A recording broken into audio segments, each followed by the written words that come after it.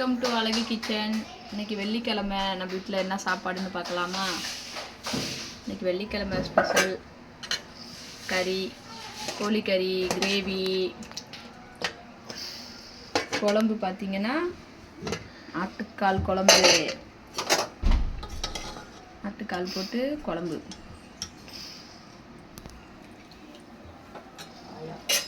ஆட்டுக்கால் பாயா இன்னைக்கு ஸ்பெஷல் இதுதான். வெள்ளிக்கிழமை எப்படி இருக்குன்னு பார்த்து கமெண்ட் பண்ணுங்கள்.